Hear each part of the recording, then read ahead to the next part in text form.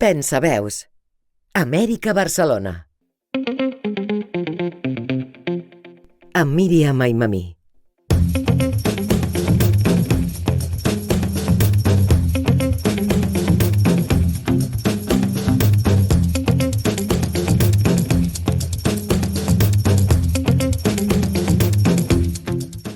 Després de la Guerra Civil Espanyola, Mèxic es va convertir en refugi per a un grup significatiu d'arquitectes exiliats.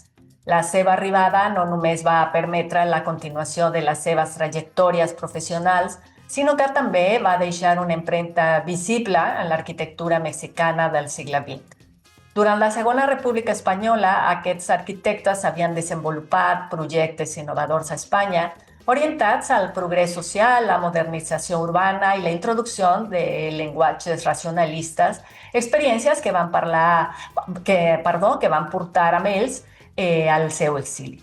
Edificis, espais urbans i la docència universitària es van veure enriquits per les seves idees tècniques i sensibilitat, creant un diàleg entre les tradicions mexicanes i les corrents internacionals que van portar. Aquest programa explora com aquest exili va influir en la forma, la funció i la innovació dins del paisatge construït de Mèxic. Benvinguts i benvingudes a Pensaveus Compartides. Ens fa molta il·lusió tenir-vos amb nosaltres en aquest nou episodi. És un plaer tenir-vos aquí preparats per explorar junts el tema d'avui. I per descomptat, una salutació molt especial al nostre amic, al Leonardo Alvarado, que torna a acompanyar-nos com cada divendres. Leonardo, com va tot? Benvingut. Hola a todos y a todas. Qué gusto volver a estar con ustedes. Estoy muy contento, muy interesado en el programa de hoy, porque nos adentraremos en un tema fascinante que tiene que ver con la huella del exilio republicano en la arquitectura mexicana. I avui tenim el plaer de comptar amb un convidat molt especial. Em pots explicar qui és? Está con nosotros Juan Ignacio del Cueto Ruiz Funes, arquitecto, académico e investigador. Anem ja amb ell, sisplau. Juan Ignacio del Cueto Ruiz Funes es arquitecto por la Facultad de Arquitectura de la Universidad Nacional Autónoma de México y doctor arquitecto por la Escuela Técnica Superior de Arquitectura de Barcelona. Su tesis doctoral, Arquitectos Españoles Exiliados en México, obtuvo el Premio Extraordinario de Doctorado de la Universidad Politécnica de Cataluña. Fue editor fundador de la revista Bitácora Arquitectura, coordinador del taller Max Cheto y del Centro de Investigaciones de Arquitectura, Urbanismo y Paisaje, así como director de la facultad en el periodo 2021 a 2025. Tiene el premio Juan O'Gorman al mérito profesional por investigación y académico emérito de la Escuela Nacional de Arquitectura. Ha sido curador de diversas exposiciones, entre ellas Félix Candela, 1910-2010, presentada en Valencia, en la ciudad de Badajoz, y en Ciudad de México y Nueva York. Presencia del exilio español en la arquitectura mexicana, otra exposición inaugurada en el Palacio de Bellas Artes, y presentada en varias sedes mexicanas. Y Félix Candela, Function from and Elegance of Concrete Shells, inaugurada en Suiza en 2024 y presentada en París y Bucarest durante su actual gira europea. Es autor del libro Félix Candela, 1910-2010, Guía Candela y Arquitectos Españoles en el Exilio en México, de 2014, libros que fueron finalistas en 3 bienales iberoamericanas de arquitectura y urbanismo. También es editor y coautor de Candela, Eiler, Müller, Positions on Shell Constructions de Suiza en el 2020 y La estrella de Félix Candela, Cascarones de concreto armado en México y el mundo del 2021. Coordinador del grupo Rescate de Manantiales que tras el sismo de 2017 impulsó la restauración del famoso cascarón de Félix Candela en la zona lacustre de Xochimilco, al sur de la Ciudad de México. L'entrevista. Pensaveus compartides. Rap Radio. Juan Ignacio, muchísimas gracias por aceptar esta invitación y bienvenido a Rap Radio México. Muchísimas gracias, Miriam. Un gusto estar aquí con ustedes otra vez. Para comenzar, podemos hablar sobre cómo favoreció el contexto político, social y cultural de la Segunda República Española el desarrollo, la consolidación de las tendencias artísticas, arquitectónicas, digamos, de vanguardia, quizás, en España, y de de estos arquitectos que más tarde se exiliarían debido a la Guerra Civil Española. Bueno, es muy buena tu pregunta. Hay historiadores que hablan de una especie de época plateada, ya no de oro de la cultura española, durante la época de la República, que no es que esa época haya nacido el 14 de abril de 1931, sino que se venía gestando desde atrás, había ya pues movimientos, digamos, de vanguardia muy interesantes en España que estaban todavía quizá un poco a la sombra y que con la llegada de la Segunda República afloran, ¿no? Y bueno, van a tener unas repercusiones muy importantes en todos los ámbitos culturales y artísticos de España. Y en el caso de la arquitectura, lo que llamamos en historia de la arquitectura del siglo XX el movimiento moderno, la arquitectura de vanguardia, que se gestaba o que se había gestado desde los años 20 en Alemania con la Bauhaus o en Francia con Le Corbusier, arquitectos como de vanguardia, se viene dando un movimiento de integración de las ideas del movimiento moderno. En estos países vamos a llamarles periféricos, entre comillas, ¿no? Como España o México, que es muy parecida, tiene una especie de historia paralela en cómo se van adoptando los postulados del movimiento moderno a las ideas de la arquitectura de vanguardia, que tiene mucho que ver con dejar atrás el academicismo, con hacer una arquitectura mucho más comprometida socialmente con el pueblo, eh, programas de arquitectura de vivienda, de arquitectura sanitaria, de hospitales, etcétera, o de arquitectura escolar, van a tener mucho apogeo en esa España de la Segunda República y en lo que era el México posrevolucionario. Digamos que estas ideas del movimiento moderno permitían que se llevaran a cabo grandes programas de construcción de una manera económica, eficiente, el famoso menos es más, ¿no? Hacer más con menos. Y eso se veía reflejado particularmente en estos géneros de edificio, escolares, de salud, de vivienda. Y lo que sucedió con el estallido de la Guerra Civil Española es que ese proceso de integración se ve frenado en España, peor después de la victoria franquista, porque se ve, digamos que todo lo que tenía que ver con el movimiento moderno queda totalmente proscrito, prohibido, y se regresa a hacer una arquitectura academicista y megalómana, ¿no? Y bueno, en ese sentido tiene mucho significado un hecho que pasa en la primera mitad de 1937, que es la Exposición Universal de París de 1937, donde en este contexto de pabellones nacionales de diferentes países, en el que, digamos, entrando a través de la Torre Eiffel, se están encontrando frente a frente los pabellones de la Alemania nazi y de la Unión de Repúblicas Socialistas Soviéticas, de la URSS, o sea, las dos potencias y los dos, digamos, las dos visiones del mundo distintas, enfrentadas entre sí, entrando a un contexto donde están sembrados diferentes pabellones que representan a diferentes países, y hay un pequeñito pabellón, el pabellón de la Segunda República Española, ya en plena guerra civil, 8 meses llevaban prácticamente guerra civil, mientras que prácticamente enfrente y al lado del pabellón del Vaticano estaba el otro pabellón de España, que era el de la España franquista, ¿no? O nacionalista, como ellos mismos le llamaban. Lo interesante de este pabellón es que el gobierno de la Segunda República se acerca a Pablo Picasso, que vivía en París, y le encarga hacer algo para el pabellón, donde van a estar representados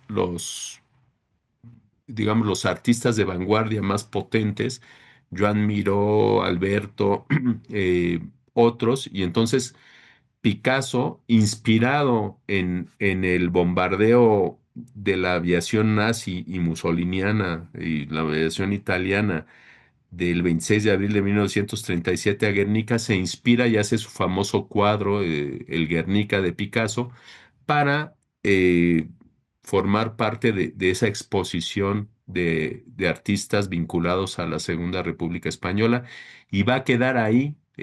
Aquí se ve el pabellón, que era digamos, casi un manifiesto de la modernidad española, potentísimo, una obra buenísima, ejemplo de esa modernidad española que estaba por perderse. Y en el vestíbulo abierto que uno tenía que atravesar, pues estaba ahí el Guernica de Picasso, que después de la guerra, bueno, salió primero, estuvo en Ginebra, pero llegó al Museo de Arte Moderno en Nueva York, donde estuvo muchos años. Yo en 1972, siendo niño todavía, que me llevaron a Nueva York mis papás, vimos en el Museo de Arte Moderno, en una sala del Museo de Arte Moderno, al Guernica, que después en el 82, si no me equivoco, llegó a España, al Casón del Buen Retiro, y bueno, ahora está en el Centro de Arte Reina Sofía. Pero ese pabellón español fue como digamos, el último ejemplo de arquitectura moderna y el primer ejemplo de lo que ya muchos consideran el primer ejemplo de arquitectura eh, del exilio español. Se hace en París y el resto de la arquitectura moderna, bueno, ya no será española porque ya se hace en otros países, pero los arquitectos más progresistas del panorama arquitectónico español, los que estaban llevando la vanguardia, salen de España. Esta es una imagen que representa este medio centenar de arquitectos que dejaron España después de la Guerra Civil. Arquitectos, bueno, aquí están ubicados. Esto pertenece a una exposición que se hizo en las arquerías de los nuevos ministerios en Madrid en el 2007, digamos, en el marco de la primera ley de memoria histórica que había sacado Zapatero en aquella época. Y aquí aparecen desde los más veteranos, están ordenados cronológicamente, Amos Salvador Carreras, que tendría unos 62 años cuando sale al exilio, hasta el más jovencito, que fue Antonio Bonet, que hizo una carrera muy importante en Argentina antes de volver a España, porque él regresó en la época franquista a Barcelona y pudo construir allá. Y en medio, pues estos arquitectos, insisto, los más progresistas del panorama arquitectónico español que se vieron obligados a dejar España. De ellos, pues perdón, de este medio centenar, más o menos la mitad, 24 arquitectos que aquí aparecen en recuadros rojos, llegaron Ujú. exiliados a México y pudieron hacer aquí, pudieron, gracias a la política de Lázaro Cárdenas, proseguir su labor profesional. No sé si querías comentar algo, Leo. No, no, no, estaba poniendo atención porque entiendo que tú hiciste una investigación muy profunda de toda esta historia cuando hiciste tu tesis doctoral, ¿no? Así es, sí. Ujú. Entonces está más interesante seguirte escuchando. Pues mira, hice mi tesis doctoral, la empecé en 1986, 87 y la presenté en 1996. Va a ser ya 30 años que presenté la tesis. Y sí, fue un trabajo de descubrimiento, incluso descubrimiento, autodescubrimiento, porque aprendí mucho del exilio a través de este trabajo de investigar a los arquitectos del exilio español. Yo había terminado mi carrera de arquitectura en la UNAM en 1986 y ese mismo año me fui a, me fui a Barcelona a hacer, en principio la idea era hacer el curso, bueno, la cátedra Gaudí, ¿no? Sobre Gaudí. pero ya estando allá me empecé un doctorado y con este tema de tesis de los arquitectos del exilio, del que empecé a tirar a través de Félix Candela, que fue el más famoso y resultó que eran, pues eso, 2 docenas de arquitectos los que habían llegado exiliados a México. Y bueno, ellos, pude entrevistar a 6 en esos, digamos, finales de los años 80 y principios de los 90, 6 arquitectos que todavía vivían, que tenían pues ya poco más de 80 años cuando los entrevisté. Arturo Sáenz de la Calzada, el propio Félix Candela, José Caridad Mateo, Fernando Gay, Ovidio Botella, em, Juan de Madariaga, que él ya fue de los que había regresado a España y vivía en el País Vasco. Él ya tenía cerca de 90 años, fue el más, digamos, el arquitecto de más edad que entrevisté. Y el caso es que con todo lo que ellos me contaron, más los que pude encontrar, pues fui armando esta historia de los arquitectos exiliados que, bueno, que participaron en la guerra civil, la mayoría los jóvenes. En realidad, estas son imágenes de campos de concentración, etcétera, pero en realidad digamos, el resultado de mi tesis doctoral, esto era lo que se hacía en México en aquella época, mucho más avanzado a la arquitectura mexicana que la española en esos años 30. José Villagrán, Juan O'Gorman en México, las famosas casas de Diego Rivera y Frida Kahlo. Y bueno, a través de esta segunda exposición que hicimos en 2014 de la presencia del exilio español en la arquitectura mexicana, seguimos indagando sobre estos arquitectos. A final de cuentas, esta imagen digamos, es una especie de síntesis de una de las conclusiones de mi tesis doctoral, y es que de los 24 arquitectos que llegaron, se pueden hacer o se pueden dividir en 3 generaciones. Una primera generación bueno, que nacieron a finales, 1800, entre finales del siglo XIX, se titularon en la segunda década del siglo XX y que ya eran muy famosos, eran unos arquitectos muy potentes y muy reconocidos en España, y que prácticamente todos ellos tuvieron cargos importantes en el gobierno de la Segunda República.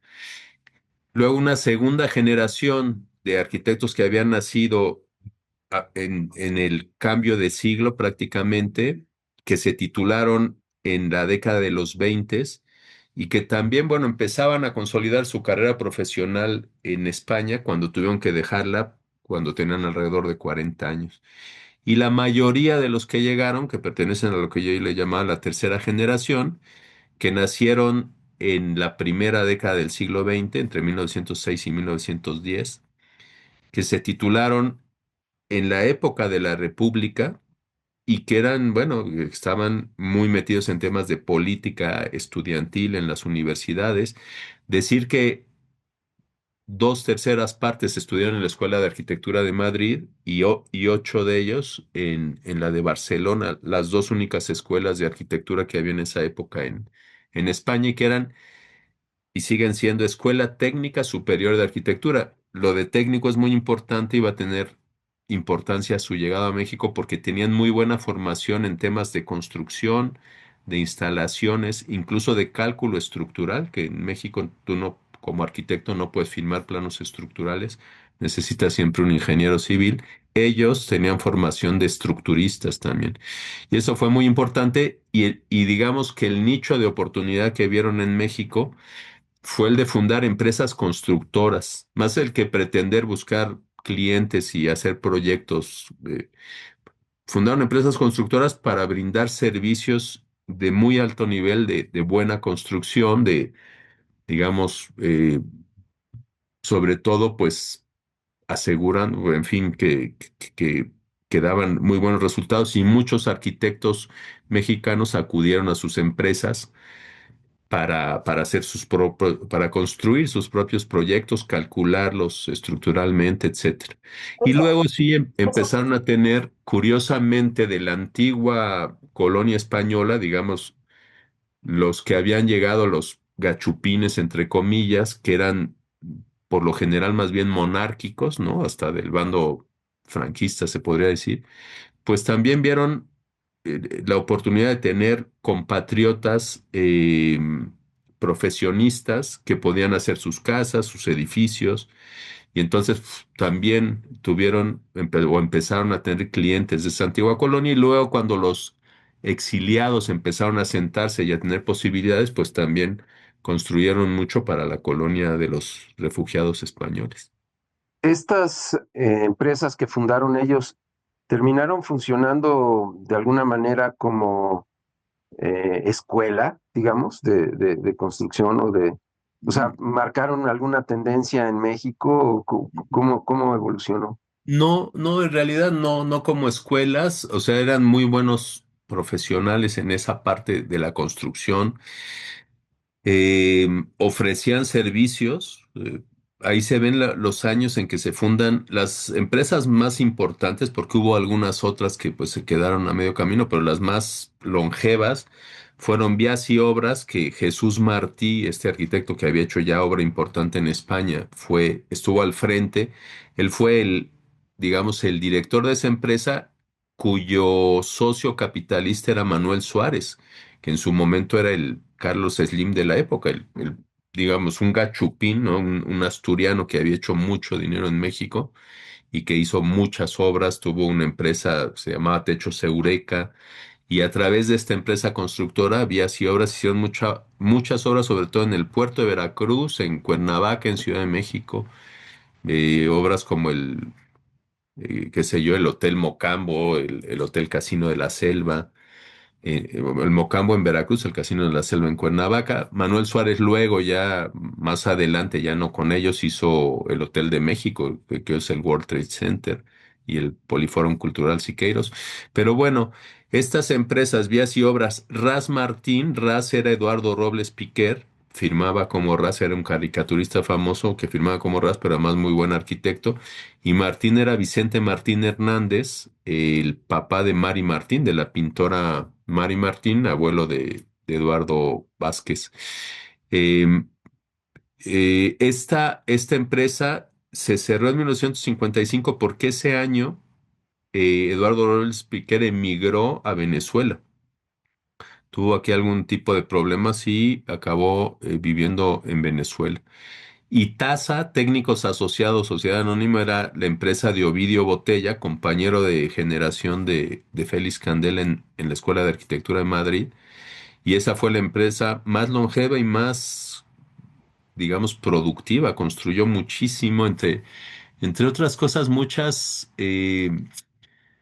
obras para el IMSS, para el Instituto Mexicano del Seguro Social, cuando Alejandro Prieto era el director, el arquitecto Alejandro Prieto mexicano era director de proyectos, su constructor de cabecera era José Caridad, hicieron muchas obras, entre otras, muchos hospitales en toda la República, pero es muy famoso, por ejemplo, el Centro Vacacional de Huastepec, ¿no? Fue construido por Ovidio Botella. Y ya 10 años después de su llegada, Félix Candela fundó su empresa constructora que se llamó Cubierta Sale, que fue también muy, muy importante y construyó muchísimo. Y Candela se convirtió en el arquitecto mexicano más publicado de los años 50 y 60 en las revistas internacionales de arquitectura. Y digo arquitecto mexicano porque él fue de los que digamos, de los que aceptó el ofrecimiento de Lázaro Cárdenas. Lázaro Cárdenas ofreció la nacionalidad a todos los asilados y Ujú. además ofreció el reconocimiento de títulos profesionales. En este caso, solo dos de estos arquitectos venían con el título profesional bajo el brazo cuando llegaron. Normalmente no sales de una guerra y te acuerdas de llevarte tu título profesional, ¿no? Pero bueno, Arturo Sáenz de la Calzada y José Caridad Mateo venían con su título, lo pudieron homologar, pero lo que sucedió después de que Lázaro Cárdenas dejó la presidencia, Manuel Ávila Camacho decidió derogar esa ley de reconocimiento automático de títulos profesionales y ya fue mucho más complicado para todos los demás homologar sus títulos.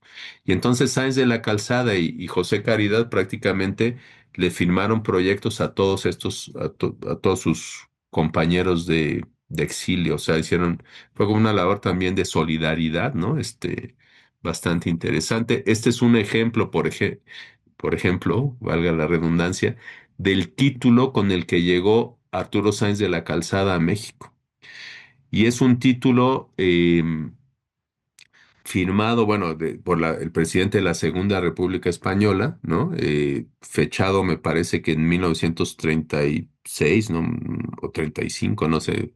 Bueno, sí, febrero del 35 le dieron su título profesional y con él llegó a México y pudo firmar varios proyectos. Y Sáenz de la Calzada, entre las obras que iban recibiendo, fue el primero que hizo una obra, digamos, con visión urbana, digamos, con visibilidad urbana, ¿no? En las pérgolas que estaban al lado del Palacio de Bellas Artes, en la Alameda Central, hizo la primera librería de cristal que tenía en la Ujú, parte alta, aprovechando la doble altura de la pérgola, hizo digamos, una especie de tapanco, un segundo piso, que fue una sala de exposiciones temporales donde se hicieron muchas de las exposiciones de artistas del exilio español en México.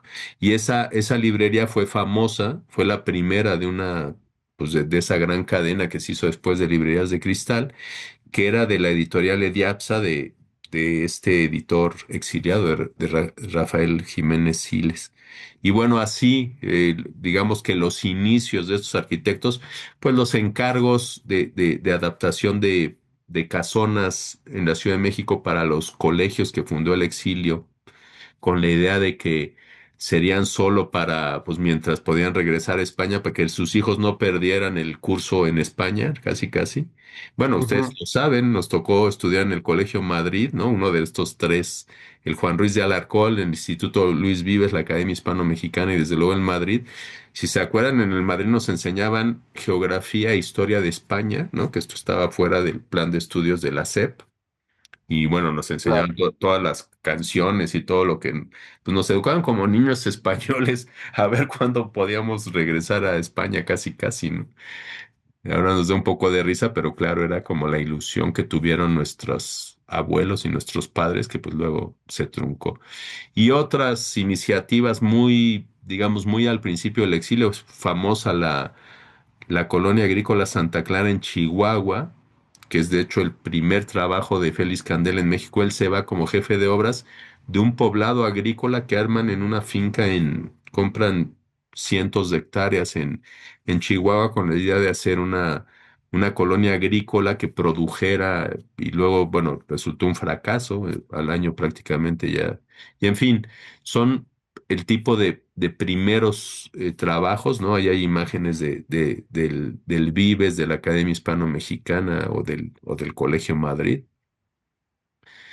Las reuniones, o sea, las tertulias que se hicieron, ya sabemos que se hacían tertulias de poetas, de filósofos, de pintores, y pues los arquitectos no eran menos, y ahí está una foto de una tertulia, ¿no? Donde aparecen por ejemplo, Domingo José Samperio, que no aparece en mi lista porque él era aparejador, digamos, maestro de obras con título universitario, ¿no? Pero fue también, pues, un constructor muy prolífico en México. Y por ahí aparece Tomás Bilbao, Francisco de Trel, Jaime Ramonel, el propio Félix Candela, con otros colegas.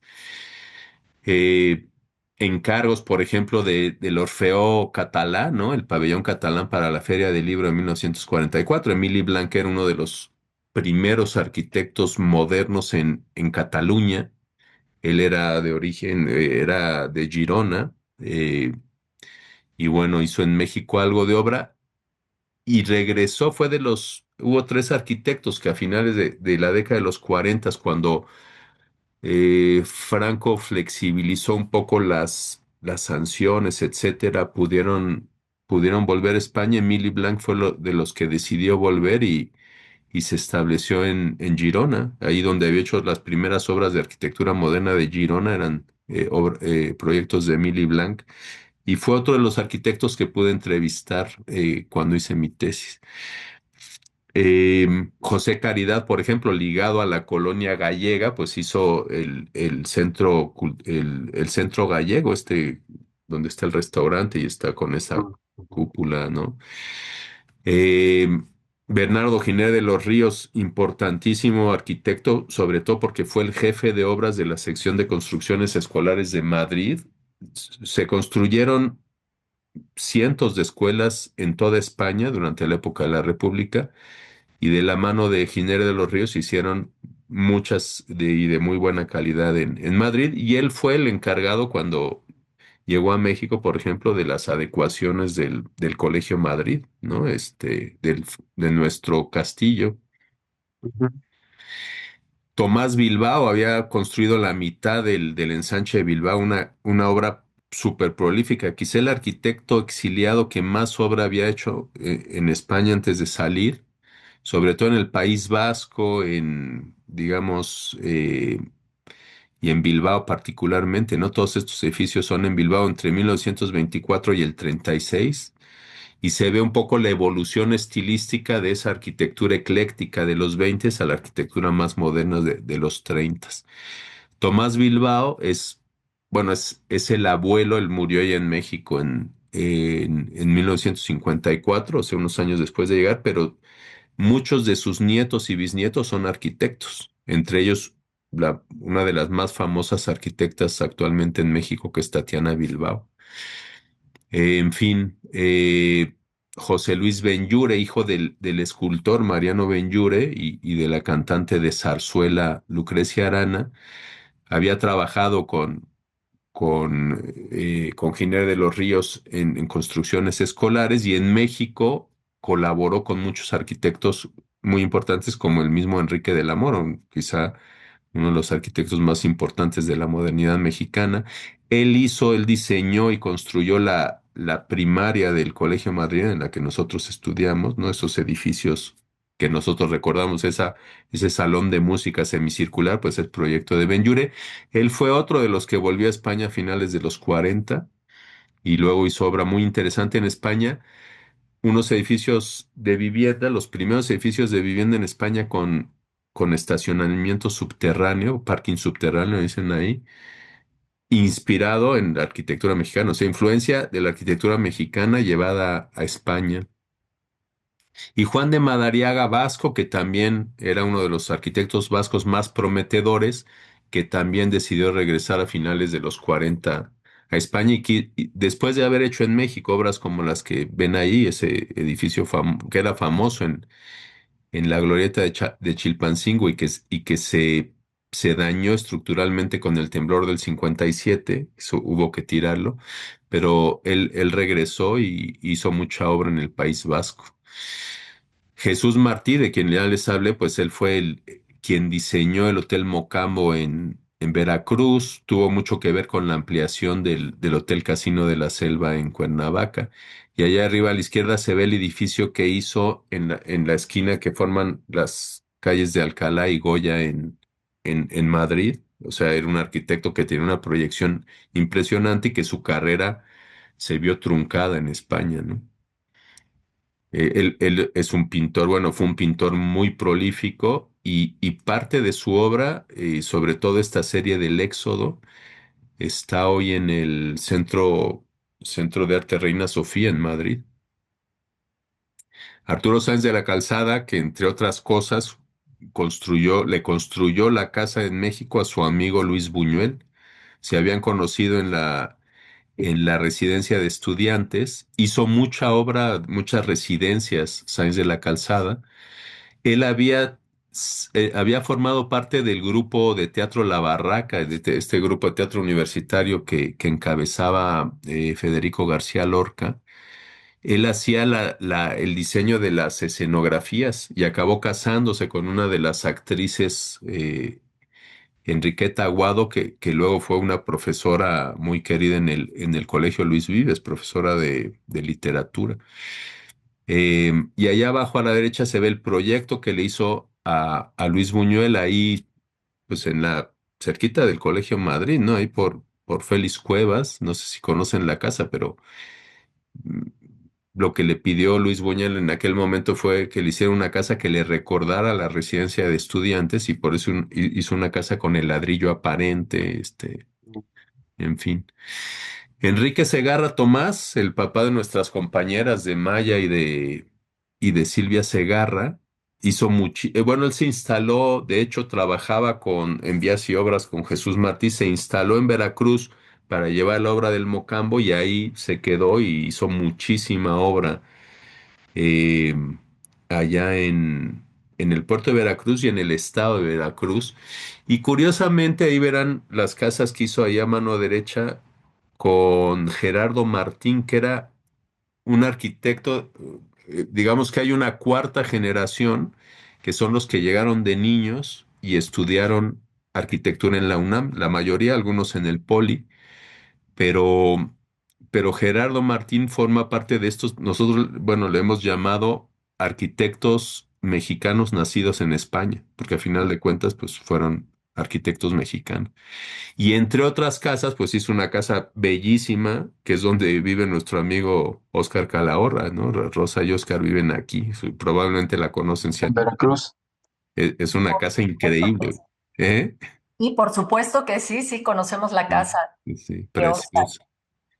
Y bueno, ahí está Ovidio Botella, bueno, que fundó esta empresa Técnicos Asociados Sociedad Anónima, donde pues le dio trabajo, por ejemplo, a Roberto Fernández Balbuena, que era uno de estos arquitectos mayores que llegó, o a Juan Ribaud, que era uno de los más jovencitos, e hizo, esa es una muestra de unos cuantos de los edificios que hizo, como uno de los pabellones del Sanatorio Español, la maternidad de Arturo Mundet ahí en el sanatorio, el Centro Médico Nacional, muchos edificios de este tipo, ¿no?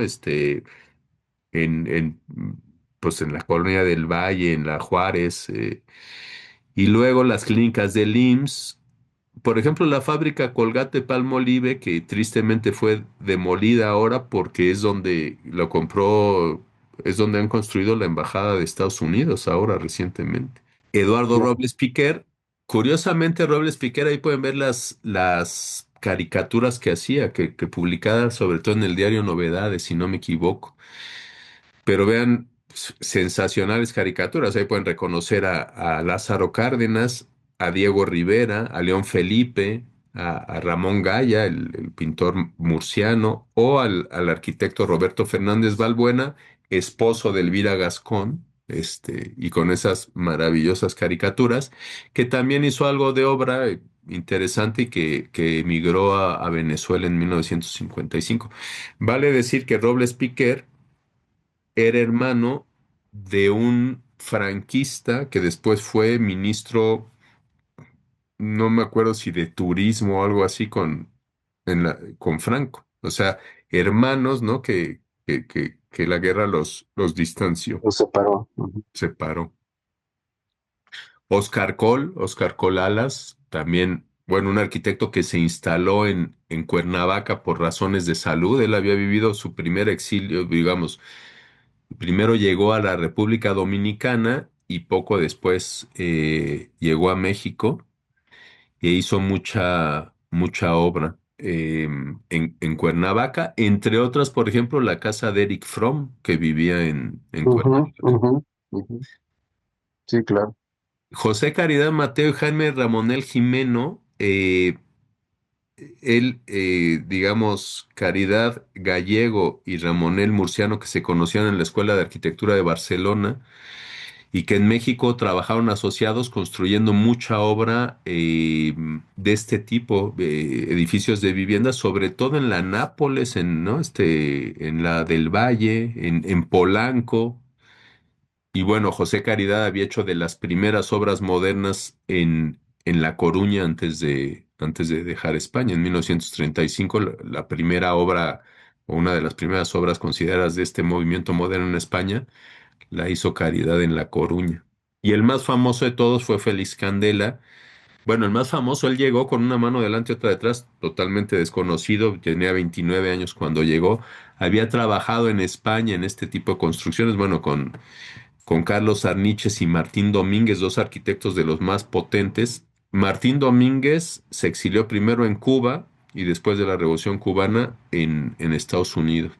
Y Carlos Arniches, que era hijo del dramaturgo, de un famoso dramaturgo español, se quedó en España y vivió ese exilio interno, represaliado, etcétera, y pues no, prácticamente no construyó más, pero esta obra que se ve aquí es una de las más significativas del periodo republicano, es el hipódromo de la Zarzuela, con unas cubiertas de concreto armado que hizo Eduardo Torroja, un ingeniero muy famoso del bando franquista, del que Candela aprendió mucho y que luego, 10 años después de llegar a México y de hacer este tipo de proyectos para ganarse la vida, digamos, hizo su primer cascarón experimental. Cascarón le llamamos a las estructuras laminares de concreto armado que son muy delgaditas y fundó su empresa constructora pensando fundamentalmente en el nicho de oportunidad que le daba la arquitectura industrial, porque México se estaba convirtiendo en un país moderno, entre comillas, no estaba pasando de ser un país Rural, eminentemente ¿no? rural a un país industrializado, y entonces había mucha oportunidad de construcción de fábricas, etcétera. Y este tipo de cubiertas que usan muy poco material, muy poco concreto, por unas razones estructurales que tratamos de explicar muy rápidamente, pero Candela salta a la fama a nivel nacional cuando hace el pabellón de rayos cósmicos en Ciudad Universitaria. Esta es Ciudad Universitaria en construcción en 1951. Uno de los primeros edificios que terminó fue el pabellón de rayos cósmicos, que formaba parte, esto era el Instituto de Física Nuclear. Esta era la Facultad de Ciencias. A un costado estaba el Instituto de Física Nuclear, al otro se construiría el Instituto de Biología, y supuestamente esta parte donde ahora está medicina, la explanada de medicina y odontología que se encajó por aquí después, y veterinaria, esa parte iba a ser el jardín botánico de Ciudad Universitaria. Como que, digamos, esa parte de la explanada de medicina fue cuando ya se estaba construyendo CEU, decidieron incorporar o traer las escuelas de medicina que en principio se iban a quedar en el centro. Y este pabellón de rayos cósmicos es una obra totalmente rompedora. Y esto es el paraboloide hiperbólico, que es la forma geométrica que manejó magistralmente Félix Candela para construir. Este es el tipo silla de montar, ¿no? Una estructura que tiene 2 centímetros de espesor en su parte media y 6 centímetros en su parte exterior, que era un requerimiento de este laboratorio en particular porque tenía que medir rayos cósmicos, o sea, protones y neutrones que flotan en el espacio y que no deberían interrumpirse por una cubierta muy, muy gruesa. El caso es que con esta obra Candela brinca a la fama, su empresa Cubierta Sala va a hacer un montón de obras en México, pero bueno, de su catálogo de proyectos y obras hay cerca de 1,400 proyectos, de los que construyó alrededor de 800.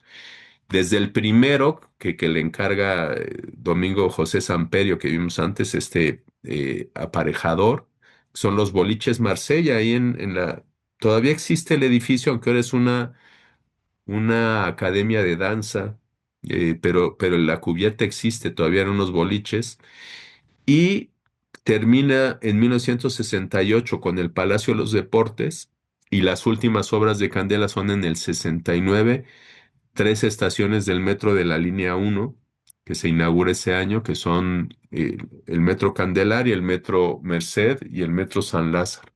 Y en medio un montón de obra industrial, muchísimas, sus paraguas, sus famosos paraguas, pues se construyeron gasolineras a todo lo largo y ancho del país con esta solución muy económica.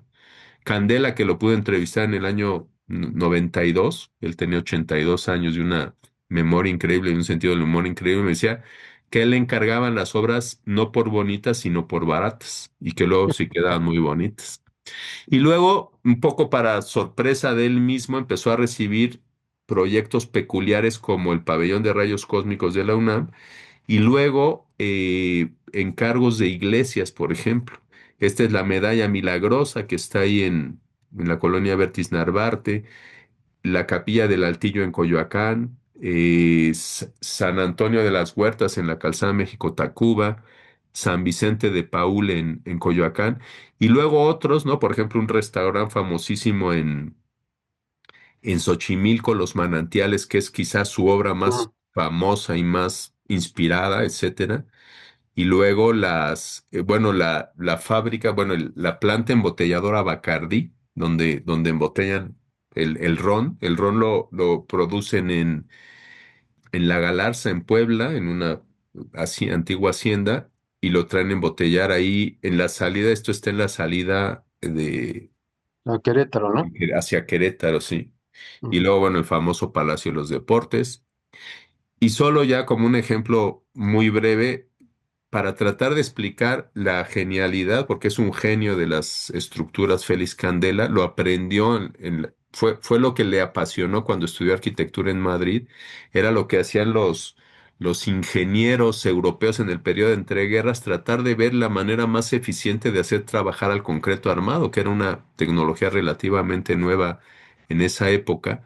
Y entonces él juega con el paraboloide hiperbólico que tiene esta virtud de transmitir solo esfuerzos a compresión y poder hacer láminas muy delgadas de 4 o 5 centímetros del espesor, y hace esta belleza, ¿no? Con la intersección de 4 cañones de paraboloide hiperbólico, que es como una especie de flor que flota en los canales de Xochimilco y que es sumamente famosa, ¿no? Y todo el proceso, lo que, digamos que la habilidad de Candela fue adaptar a México esta tecnología europea y adaptarla a la idiosincrasia y sacar provecho de la buena mano de obra de los albañiles mexicanos que eran capaces de construir esas cimbras de madera. La cimbra era la parte más compleja de construir, y luego de colar de manera muy artesanal, ¿no? A base de botes, o sea, de botear, eh, subir en botes el concreto, irlo vertiendo ahí.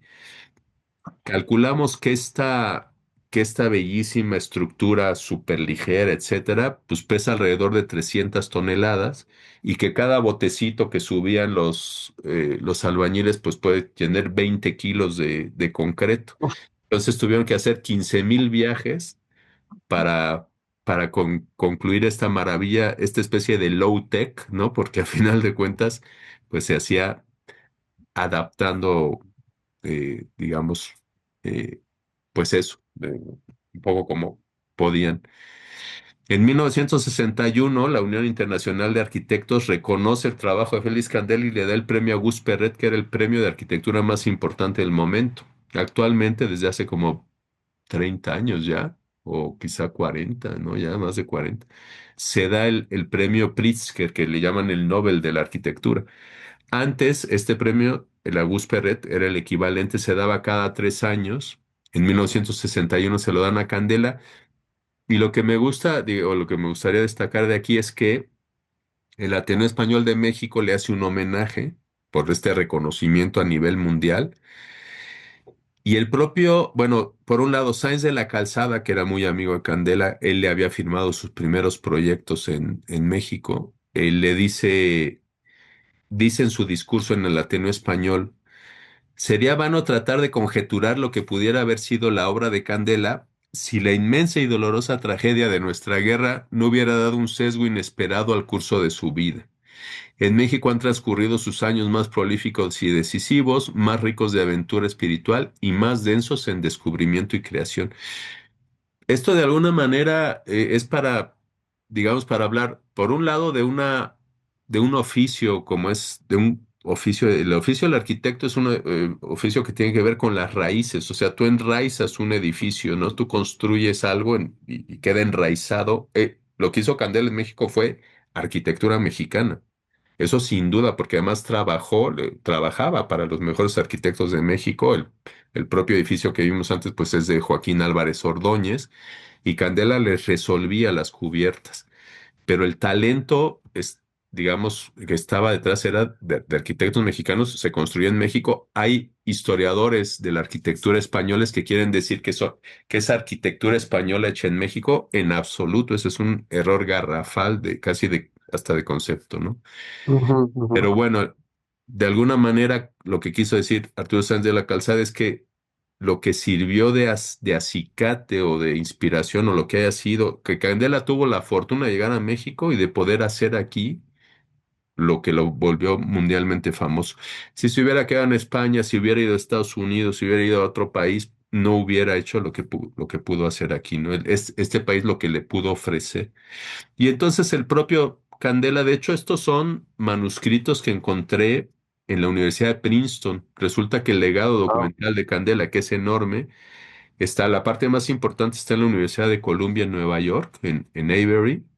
Hay otra parte en Princeton y otra parte la tenemos en la Facultad de Arquitectura de la UNAM porque nos la donaron las cuatro hijas mexicanas de Candela que viven todavía aquí y que son muy amigas. La mayoría tienen más de 80 años, pero son sumamente queridas. Entonces, en Princeton, en el archivo de Princeton, encontré unos manuscritos de estos discursos que se dieron en junio del 61 en el Ateneo Español y hay uno del propio Candela, manuscrito, que dice, ¿qué es lo que leyó? Y decía, se ha vuelto muy difícil para nosotros saber lo que somos. Por una especie de rutina nos seguimos creyendo españoles, pero llevamos a México metido en el alma. Pasamos súbitamente de la guerra entre hermanos a la fraterna paz de México. No solamente pasamos de un país a otro, de una querida patria de nacimiento a otra no menos querida patria de adopción, sino que nos trasladamos de un continente a otro, de lo viejo a lo joven, de lo quieto a lo dinámico, de Europa a América, del desarrollo contenido a la explosión del desarrollo, del más lento de los ritmos al más vertiginoso. Eso habla un poco, digamos, de lo que les ofreció México, ¿no? De ese México que encontraron y que, bueno, en muchos sentidos les abrió las puertas y ellos supieron aprovechar esa generosidad y continuar sus Sí, pues carreras, o más Sí, que continuarlas, potenciarlas, ¿no? muy sin duda, interesante, exacto, sin duda alguna, muy Juan. interesante. Creo que esto es, o sea, son unas palabras adecuadísimas para cerrar con esta clase magistral que nos has dado. Yo creo Bueno, que como cierre de programa, bueno, nada mejor que lo que ya has leído, pero creo ujú, además que, bueno, puede afirmarse que la experiencia de los arquitectos republicanos desde su labor durante la Segunda República Española hasta su exilio posterior en México representa, no sé, mucho más que un desplazamiento geográfico. Me parece que total, fue un proceso de continuidad por un lado, de transformación por otro, pero también de innovación arquitectónica, en donde, bueno, encontraron nuevos espacios de desarrollo en México, por sí, decirlo más, ¿no? Creo que ujú, los intercambios con profesionales mexicanos, el intercambio y el diálogo, ¿no? Que se estableció con profesionales mexicanos no solo facilitaron la integración de los exiliados, sino que también generaron, pues, aportaciones mutuas. Y esta trayectoria demuestra cómo la arquitectura, incluso en contextos de, no sé, de adversidad, pues puede convertirse en un puente entre sociedades y en un motor de renovación compartida. totalmente, no lo podía haber dicho yo mejor, Miriam.